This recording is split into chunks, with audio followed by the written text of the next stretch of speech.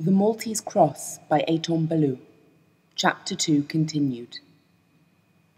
Look, Pierrot, I ask you as a personal favour, Julien said. Look after Armand as if he were your own little brother. Take care of him just as I looked after you when we were little, remember? Pierrot listened reluctantly, turning away his face. I know I won't have to worry about him if I know you're in charge. What do you say? With this last request, Julien hoped to appeal to his younger brother's sense of trustworthiness. Pierrot reluctantly accepted Julien's counsel. Then, feeling as if the well-being of the whole family had been entrusted to his care exclusively, he straightened up and, with an air of self-importance, told Julien that he need not worry about a thing and that he would carry out his wishes to the letter. Things now settled, on a moonless night late in November, Julien gathered a few essentials, bid an emotion-filled farewell to his loved ones, and left. He made contact with a trusted childhood friend, a member of the underground, who led him to the group's makeshift headquarters deep in the forest. The following months were difficult ones for the ragtag group Julien joined. During that early period, they were short of supplies, food, even of proper clothing for the approaching winter, and were constantly pursued and harassed by the milice. They were kept on the move, and except for the dissemination of clandestinely printed pamphlets, and briefly, even a newspaper, La Lutte, the struggle, they had very little to show for their efforts. Only the occasional dispatches and pronouncements made by General de Gaulle from London to resist and fight the invader and their fascist allies by all means possible gave them the courage to continue and bear the hardship, especially that of the separation from their families. As the days turned into weeks, then into months, and without news from Julien, Odette surrendered to despair. At night, disturbing dreams robbed her of sleep. Nightmares haunted her, accompanied by a morbid premonition about Julien's fate. If not for Grandmère's urging for her to eat, Odette would seldom touch her food.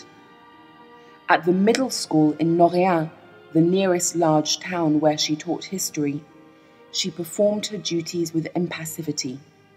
Her only comfort now was Armand, on whom she poured all her affection. One cold evening in the middle of February of the following year, just as school let out, while Odette was walking her bicycle to the curb, wading through a crowd of students that milled about on the plaza in front of the school, she heard a voice addressing her. "Pardon, madame," a man said, coming up from behind. She turned around to see a short man with a heavy moustache and bushy eyebrows, wearing a shabby, heavy overcoat and a soiled hat. "Yes?" she asked with some apprehension. He approached her with his hands in his pockets and his head hunched into the upturned collar of his coat, bracing himself against an icy wind. "Madame Odette Dupuis?" he inquired. "Yes, that's right. But how do you—" "I have something for you," he interrupted, looking around suspiciously. "I am to give you this," he said in a low voice, producing a folded sheet of paper. She hesitated to take it, but he pushed it into her hand, touched the brim of his hat, and walked quickly away. She looked down at the wrinkled piece of paper and unfolded it. Her eyes clouded with tears as she recognized Julien's handwriting and read, "My dearest darling, how I long to see your sweet face again. Every free moment I think of you and our little son. It tore my heart when I had to burn the picture of you I had carried away with me, along with other documents. It's safer for all of you that way. One never knows what might happen. But never mind. I miss you terribly, my dearest. I wish I could tell you when this miserable war will be over so that I can hold you in my arms again. More and more are joining us, and others are helping us with food and clothing. So I don't want you or Ma or Pa to worry about me. Still, be very careful and except for our family, don't trust anyone. There are spies everywhere, but I heard they caught a traitor in another group. Don't talk to anyone about receiving this letter and destroy it as soon as possible after you've read it. We are constantly on the move and I must go now, my love. Kiss my son for me. I embrace you both with all my heart, my darling. Yours, always. When she reached the end of his letter, she was unable to make out his name through her tears, then realized it had been erased. She looked up and blinked. She found herself alone on the plaza with a light snow falling. She kissed the spot where Julien's name should have been, folded the letter, and stuffed it into her pocket. On her way home, she passed by Saint Madeleine, the church in Corel, and lit a taper. When she got home, she showed the letter to Grand-mère and Grand-père. Several months later, towards evening in late April of 1941, Odette stopped at the church in Corel.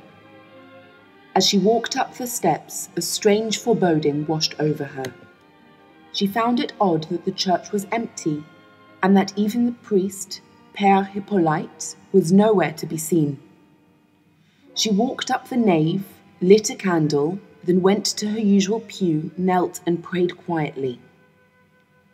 As she entered the narthex on her way out, she thought she saw a dark figure moving deep in the shadows at the far end, hiding behind one of the pillars.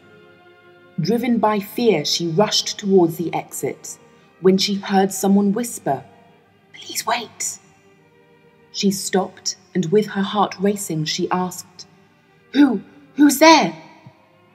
"This way," a shadowy figure whispered back as it moved in her direction. "Here," the voice instructed as she heard the creaking of a door being opened. She trembled as she took a few hesitant steps forward. "Quickly," the mysterious voice urged. As she drew closer, she perceived the figure of a man standing in the doorway. "Come," he said in a low, soothing voice. "Come, my darling, and let me take you into my arms." Odette rushed into Julien's embrace. They spent the next half hour in each other's arms without exchanging a word. Their blissful silence was shattered when they heard 2 taps on the door. Odette stiffened. "It's all right," Julien said reassuringly in a low voice. "It's my lookout." Odette tightened her hold on Julien. "Please, my darling," she implored. "Please don't go." "My darling, I must," he said, and kissed her on her teary eyes. At that instant, the door opened. Odette was stunned to find Père Hippolyte standing on the threshold. "Julien," he whispered, "you must leave now. The parishioners are starting to trickle in." "No, wait," Odette pleaded. "Not just yet, please." "My daughter," Père Hippolyte said. "My poor child. Julien must go. It's too dangerous for him to remain here another minute, and his presence endangers us all. Le bon père is right, my darling. I must go." They kissed once more, and Julien left her sobbing. Odette was about to follow him out when Père Hippolyte raised his hand. "No, Odette," he said. "You must stay here a few minutes, and then you may leave." "When will I see him again?" she asked, her voice hoarse with emotion. Père Hippolyte shrugged and heaved a deep sigh, then left. By the time Odette returned home, everyone was sitting at the table for supper. She did not acknowledge anyone's "good evening." Instead, she rushed up to her room, fell sprawled on her bed, buried her face in her pillow and cried. After some minutes, Grand-mère quietly walked into Odette's bedroom, sat down on the edge of the bed and gently patted Odette on the back. Ma pauvre fille, she said. Odette sat up. With her eyes red and her face wet with tears, she threw herself into Grand-mère's arms. Oh, Mère Dupuis, I miss him so, Odette sobbed. Yes, my poor girl, we all miss him, we all do. Odette sat up and looked into Grand-mère's moist eyes. Oh yes, of course, how selfish I've been, she said, wiping her eyes. And poor little Armand, I've practically abandoned him. Poor dear, she sighed.